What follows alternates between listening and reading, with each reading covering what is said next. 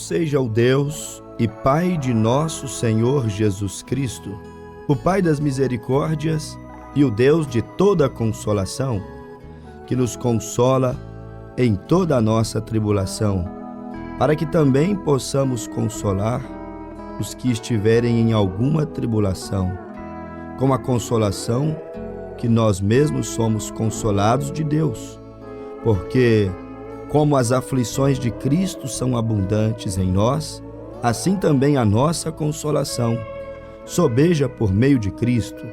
Mas se somos atribulados, é para vossa consolação e salvação, ou se somos consolados, para a vossa consolação é, a qual se opera, suportando com paciência as mesmas aflições que nós também padecemos.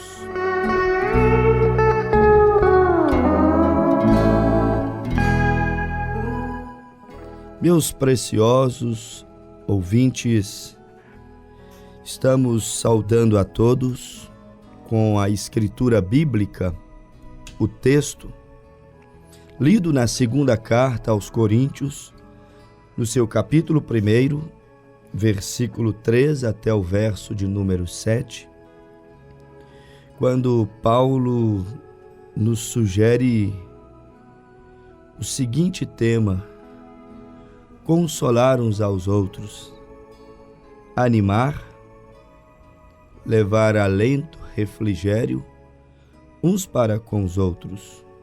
O tópico do texto é ação de graças de Paulo pelas consolações que Deus lhe concedeu. E aqui Paulo nos sugere, não só aqui, em 2 aos Coríntios, mas em diversos lugares, entre os seus escritos nós encontramos isto. Paulo nos sugerindo a importância de consolarmos, de levarmos alento, ânimo, uns para com os outros. Ele chegou a escrever também aos Tessalonicenses, a sua primeira carta, no capítulo 5, no versículo de número 14, Paulo disse: rogamo-vos também, irmãos, que admoesteis os desordeiros, consoleis os de pouco ânimo, sustenteis os fracos e sejais pacientes com eles. Olhe para você ver. Paulo, em 1 Tessalonicenses 5, verso 14, ele nos chamando a darmos uma atenção maior àqueles que têm pouco ânimo, darmos uma atenção maior para aqueles que precisam de serem consolados. Isto é bíblico. O próprio Jesus, quando esteve na terra, ele mesmo chegou a falar que iria, mas que voltaria.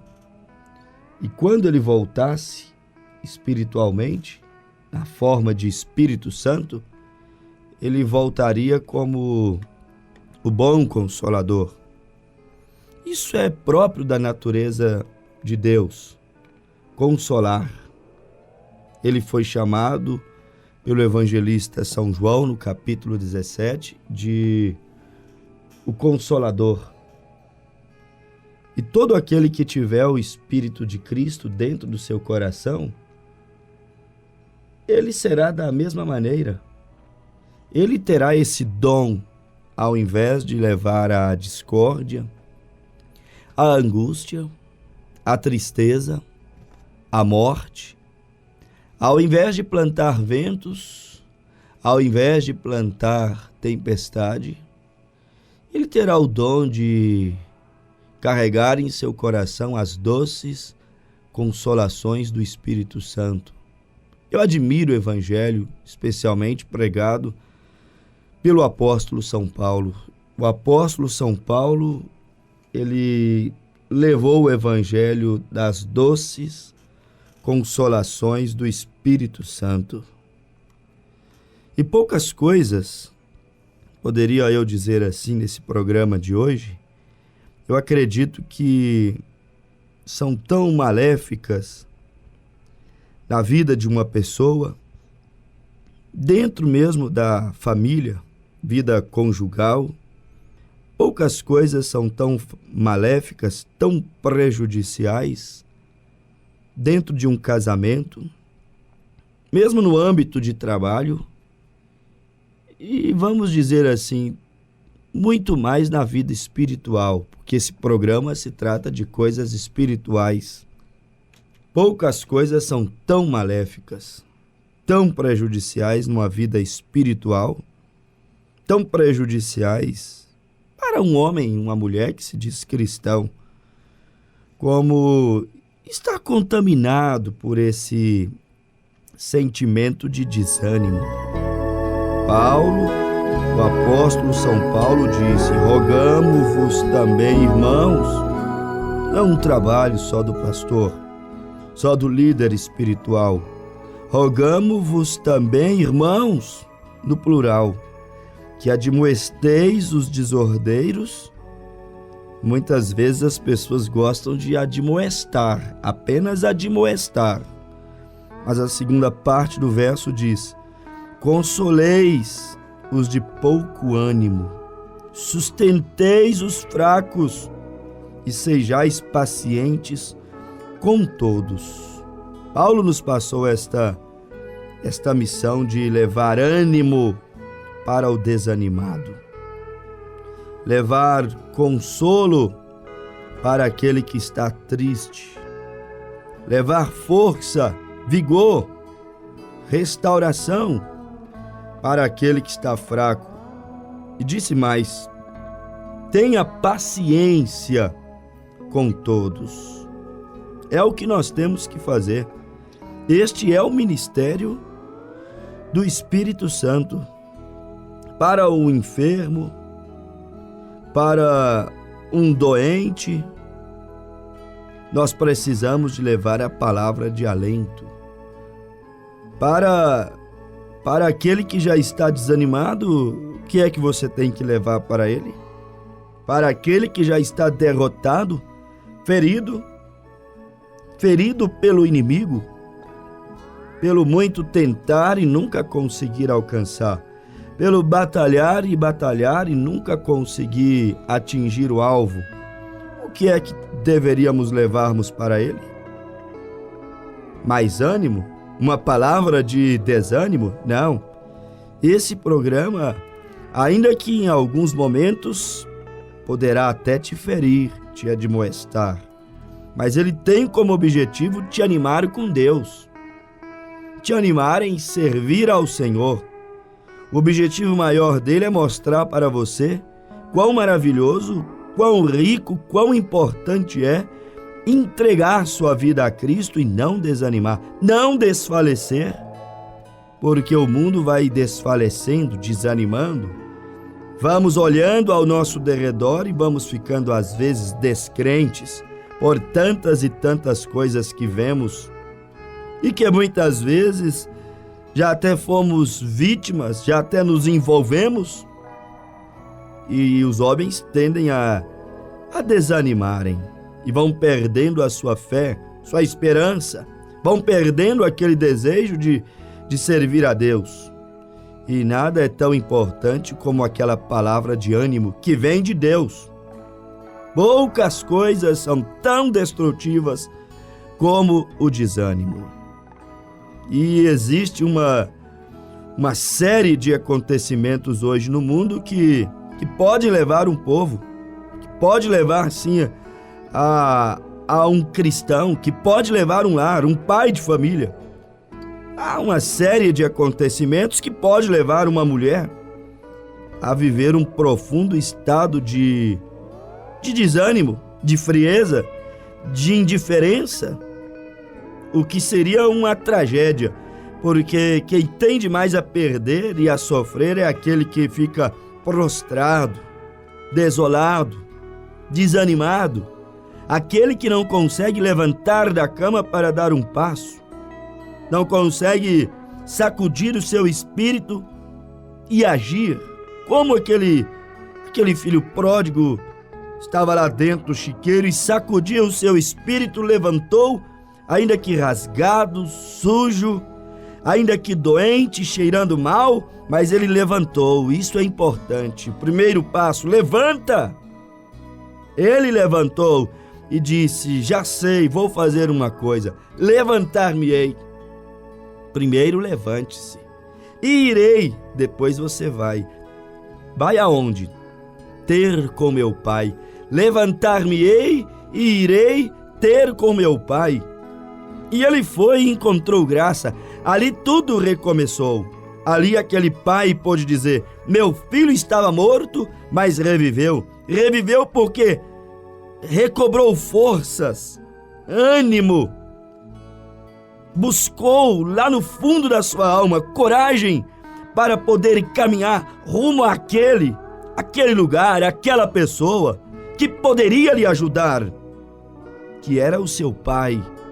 Mas tem que se levantar, mas tem que dizer: irei ter com o meu pai. Tem que ter força de vontade.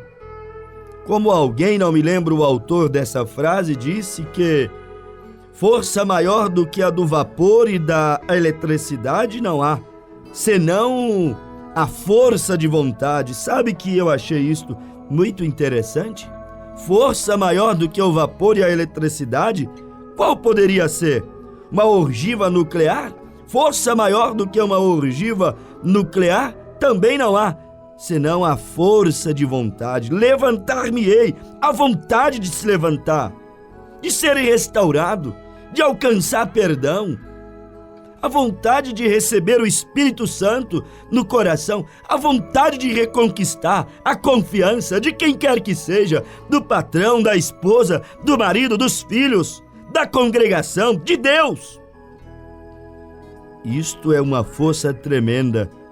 E a gente começa a vencer o desânimo assim, tomando uma decisão, um posicionamento, ignorando esta série de coisas, como eu disse agora há pouco, que pode levar sim o lar, o homem, o cristão, o profissional, a um estado profundo de desânimo, mas que somente destruirá a ele mesmo. E aí eu lembro agora, isso me faz lembrar uma lenda, um lendário disse, contando que certa vez, isso é uma lenda, mas há lendas que acabam falando tanto dentro da nossa realidade. Esse lendário conta sobre o desânimo. Ele nos fala que certa vez ia acontecer um leilão no inferno. Que terrível lugar! Inferno. E naquele leilão que iria suceder no inferno, estava sendo leiloado várias ferramentas. Uma arma chamada tristeza, e tristeza realmente mata. Se você ir se mergulhando e nada fazer para se levantar, se restaurar, não querer receber a ajuda, isso é terrível. E ali naquele lugar, conta o lendário, estava havendo um leilão e aquela era a primeira arma que ele avistou, a tristeza. A outra arma que estava sendo leiloada era a angústia. A outra arma era a maledicência. A outra arma era o ódio. A outra, a inveja. A outra, o adultério. Este era o leilão de Satanás. Só tem armas destrutivas para poder serem negociadas, vendidas, oferecidas para o povo. Não queira nada a ver com o diabo, com o inferno. Ele não tem nenhuma arma para te colocar para cima, para te fazer sentir bem, recuperar tua alegria, encontrar forças espiritual para continuar, para avançar. Ele tem isto. Jesus disse que ele veio para matar, roubar e destruir. Este é o papel dele, ele é o vilão da história da humanidade. E naquele leilão estava vendendo tristeza, que é uma bomba, a angústia, que é uma tremenda ogiva nuclear, maledicência, que é uma bomba que dissemina um ácido, um gás que corrói, mata ao longo do tempo. Estava vendendo ódio, outra grande bomba atômica. Estava vendendo inveja, outra grande bomba atômica para destruir. E aquele leilão seguia. E embaixo estava ali o preço, o lance inicial para os interessados. Eu não estou interessado em tristeza, em desgraças, derrotas, angústias, maledicências. Eu nada quero a ver com isto. Aparta-te de mim, o ódio, a inveja. As ferramentas que o diabo tem para usar contra a própria humanidade, para matá-los. Tudo que usamos para destruir a nós mesmos é porque aceitamos do diabo, vem dele, não de Deus. Embaixo está o preço, o lance inicial. Mas o lendário conta que um dos compradores, um dos participantes daquele leilão infernal, sempre tem alguém para ir nos leilões do diabo, nas reuniões do diabo, para dar ouvido às coisinhas de Satanás. Sempre tem alguém para ouvir esse tipo de gente, para participar desse tipo de festa. Sempre atrairão atrás de si seus adeptos, disse o apóstolo São Paulo. É só olhar na Bíblia, tem adeptos para tudo. E um dos compradores ali, participantes daquele leilão infernal, observou que tinha uma arma e aquela não tinha preço. Sabe que tem coisa que não tem preço? É bem verdade isso. E até o diabo, ele tem alguns cartuchos que ele usa que não tem preço. Ele não os negocia por nada. O diabo tem alguns mensageiros tão bem dedicados a ele e tão bem treinados que nem o diabo quer negociá-los. Não abre mão deles por nada, não quer sair de dentro deles, não quer soltá-los. Entra ano e sai ano, ela continua a mesma. Ele continua o mesmo, não mudam nunca. O inimigo tem aquela arma como preciosa para ele e fará tudo para segurá-la. Aquela arma não tinha lance, não tinha preço. E ali bem debaixo estava escrito assim, ó: esta arma não está à venda.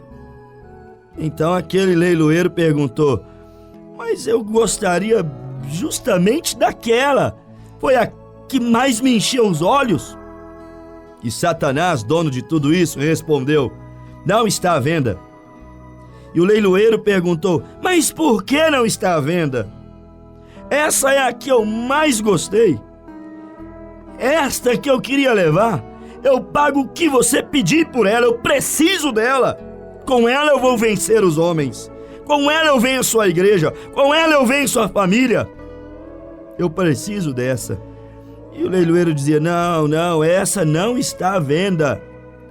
Satanás tornou-lhe responder: não havendo, porque esta arma, ela é a arma que com ela eu sou imbatível, invencível. Esta arma se chama desânimo. Com ela eu penetro os profundos do coração dos homens. Com ela eu consigo matar todos em suas emoções. Com ela, com essa arma, o desânimo, o diabo, o leiloeiro, o dono ali do leilão. Com ela, com o desânimo, eu consigo matar os sentimentos positivos. Com desânimo, eu faço as pessoas desistirem de seus ideais. Com esta arma, eu faço as pessoas não crerem mais, não orarem, não ter coragem, nem sequer para abrir a boca, voltar seus pensamentos e coração para Deus.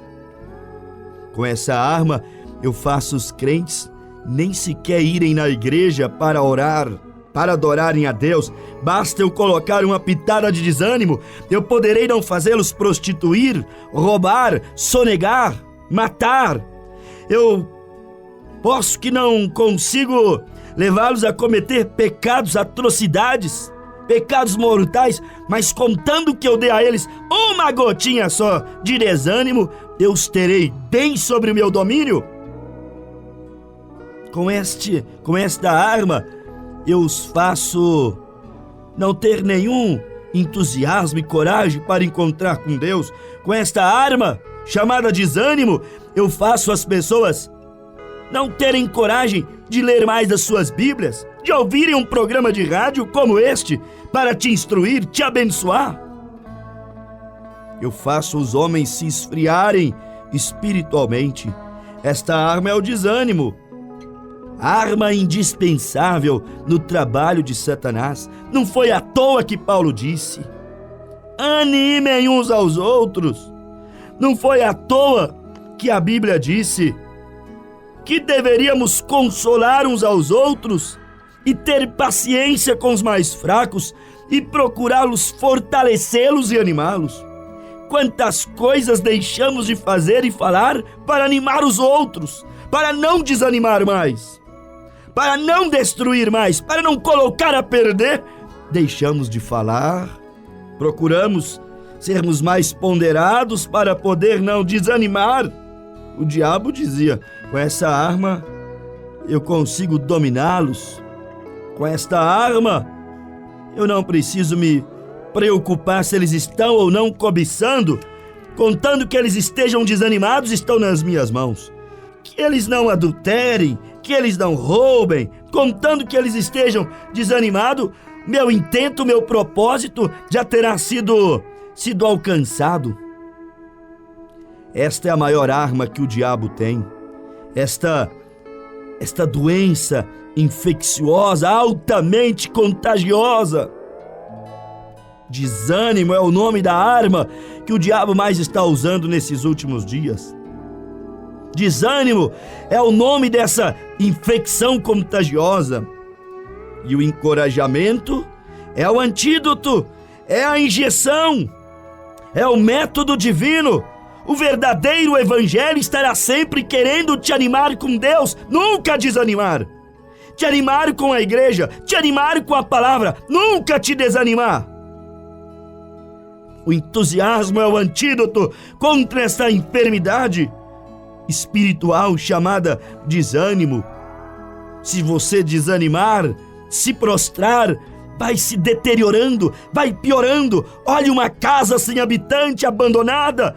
Não importa quão bela ela seja, se seja um palácio, uma fortaleza, aquilo vai se deteriorando e virando ruína, porque não está em movimento. O desanimado, ele fica sem movimentar. Se você não se movimentar, não se levantar, não orar, não vir à igreja, se você não pedir o teu batismo e começar a caminhar, vir se santificar, buscar o Espírito Santo, vir fazer parte da comunhão, isto é o suficiente para você se perder. Você pode não beber, não fumar, não prostituir, não matar, não fazer nada errado, mas só de ficar parado, quieto, desanimado, sem caminhar, sem se movimentar, já é o suficiente para a tua perdição. É como uma água parada, estagnada, vai se perder, vai se contaminar. A água corrente está sempre pura. Cristãos que se movimentam, homens que se movimentam, pode que caia, mas se levanta, pode que sejam feridos, mas buscam sua cura, pode que pequem, mas vão na fonte de sangue de graça, que verte nas veias de Deus. Só de você parar, só de você não fazer absolutamente nada, você já está se deteriorando, você já está arruinando a tua própria vida. Deus nos ensinou, meus amigos ouvintes, a este princípio tão glorioso que é o de encorajar. Ele encorajou Elias quando estava triste em uma caverna. Elias desolado, talvez como você. Elias se sentindo derrotado, talvez como nós muitas vezes. Porque alguém lhe persegue, porque alguém lhe calunia, porque alguém trabalha para ferir, matar a tua reputação. Porque muitas vezes pessoas não apertam o gatilho de um revólver, mas matam o nome, matam os sentimentos, matam a reputação do outro. É tão homicida quanto aquele que lança uma bomba ou aperta o gatilho de um revólver. E olha que quem disse isto foi um profeta digno da nossa consideração e respeito. Mas quando você se desanima, quando você fica prostrado, como Elias ficou prostrado, desanimado, é bem naquela hora que Deus chega. Aquela brisa mansa e suave aparece. Que fazes aqui, Elias? Que fazes aí, mulher? Deitada sobre essa cama de desgosto, sobre este quarto de depressões. Que fazes aí, homem? Parado neste cantinho de derrota, levanta-te, coma este pão que eu estou te dando agora, essa palavra que o Senhor te envia agora. Com a mesma consolação que somos consolados, disse o apóstolo São Paulo, vós também sois consolados. Deus nos consola para consolar o nosso ouvinte. Deus encorajou a Elias, Deus encorajou a Davi. Deus encorajou Davi contra aquele gigante Golias. Não importa se há um gigante no teu caminho, se esse gigante seja a enfermidade que você está enfrentando, ou a crise material, ou o histerismo espiritual, a crise espiritual que você está vivendo. Não importa se o teu gigante seja as grandes tentações que estão lhe rodeando. Há um Deus para te encorajar. Há um Deus para guiar essa pedra. Há um Deus para entrar nessa caverna. Levanta-te, deixe Deus te encorajar. Ele encorajou a Elias, encorajou a Davi, encorajou a Paulo. Ele encorajou a Jesus no Getsêmani. E Jesus se levantou e disse, Pai, seja feita a tua vontade, não a minha. Que assim seja na tua vida, que o mesmo Deus das doces consolações, que consolou e encorajou a Elias, ao pequeno Davi contra Golias, a Josué a manter firme no propósito de entrar naquela terra prometida, que o mesmo Deus que no Getsêmani consolou e encorajou a Jesus, possa consolar e encorajar o teu coração neste programa, em nome de Jesus Cristo. Amém.